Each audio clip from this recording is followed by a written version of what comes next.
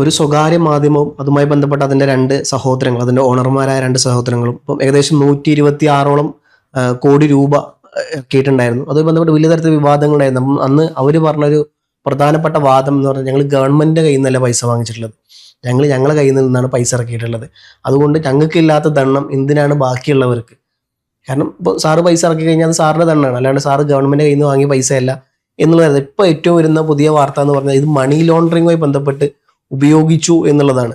അപ്പോൾ അതിൽ പ്രധാനപ്പെട്ട ഒരു സാധനം വരുന്നത് അമേരിക്കയിലെ ഷെൽ കമ്പനികളായ ഫ്ലോറിഡയിൽ രജിസ്റ്റർ ചെയ്ത ടൂർ പോണ്ട് എൻറ്റർ LCC എന്ന് പറയപ്പെടുന്ന ഒരു ഷെൽ കമ്പനിയാണ് ഈ തട്ടിപ്പിൻ്റെ പ്രഭവ കേന്ദ്രം എന്ന് പ്രധാനപ്പെട്ട ആരോപണം ഉയരുന്നുണ്ട്. മാത്രമല്ല ഈ കേന്ദ്രം അർജന്റീന ഫുട്ബോൾ അസോസിയേഷൻ, അതായത് AFAയുടെ അന്താരാഷ്ട്ര സ്പോൺസർഷിപ്പുകൾ കൈകാര്യം ചെയ്യുന്ന ഒരു ഫ്രോഡ് കമ്പനിയാണ് ഈ കമ്പനി.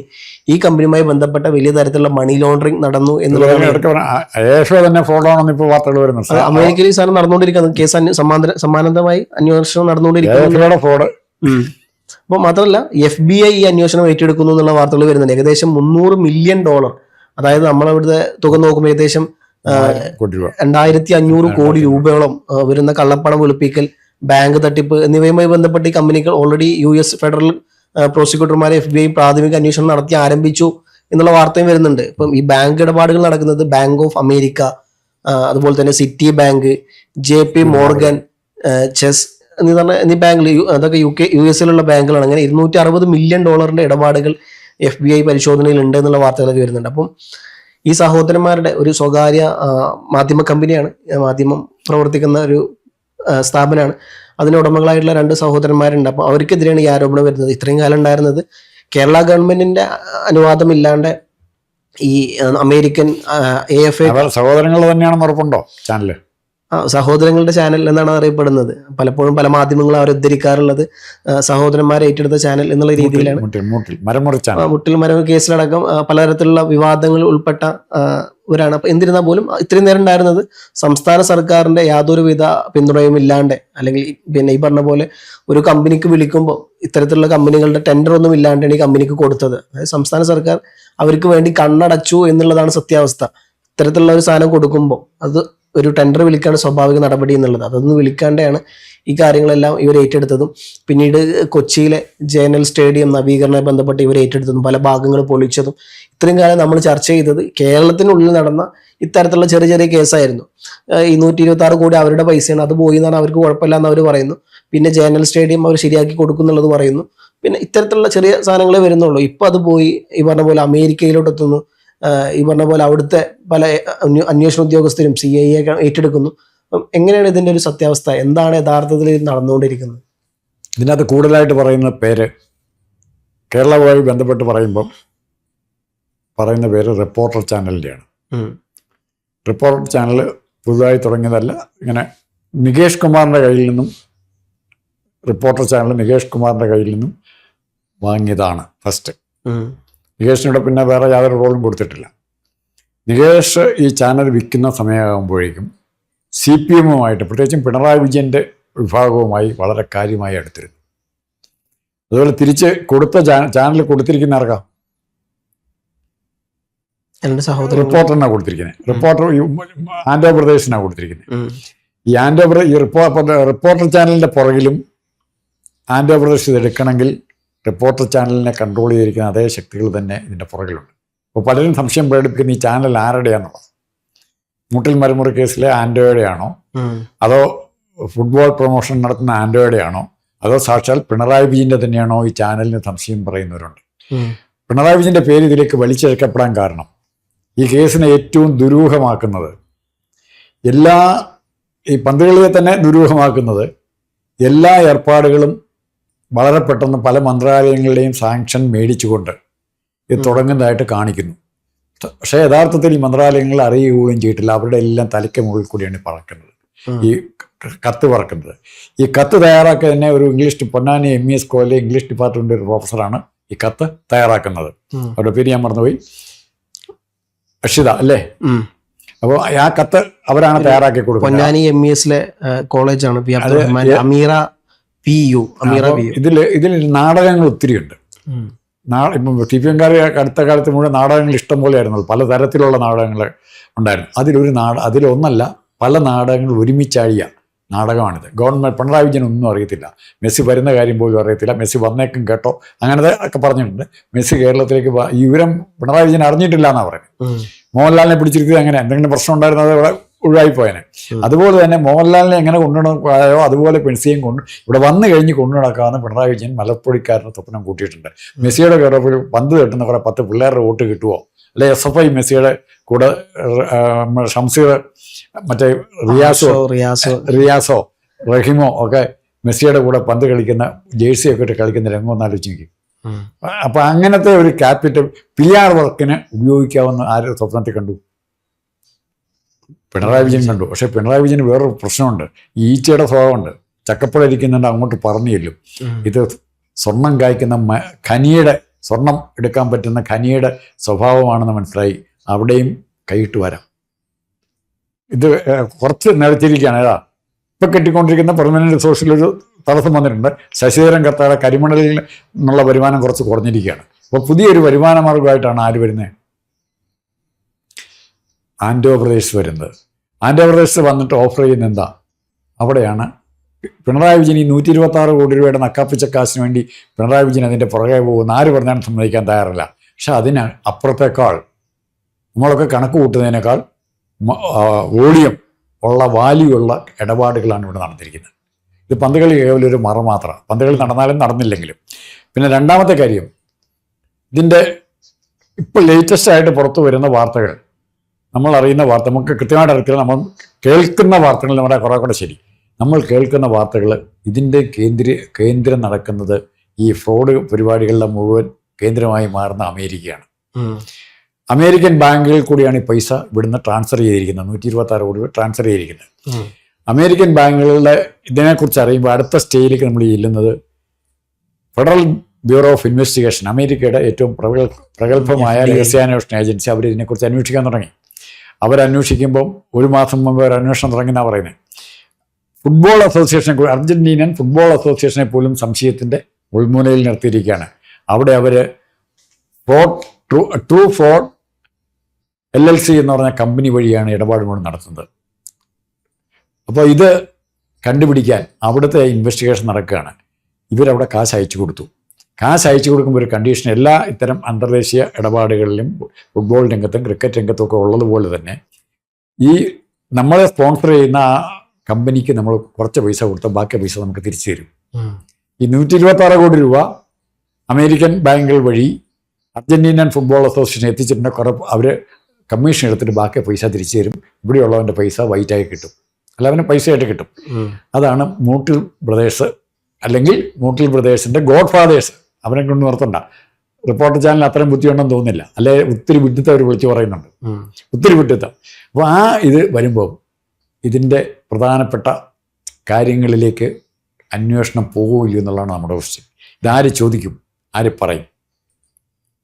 ഇനി ഇതിനെ നേരത്തെ നമ്മൾ പറഞ്ഞോന്നറിയില്ല, ഫാരിസ് അബൂബക്കറായിട്ടുള്ള പ്രശ്നം പറഞ്ഞല്ലോ, ദീപിക മേടിച്ച കാര്യം പറഞ്ഞല്ലോ.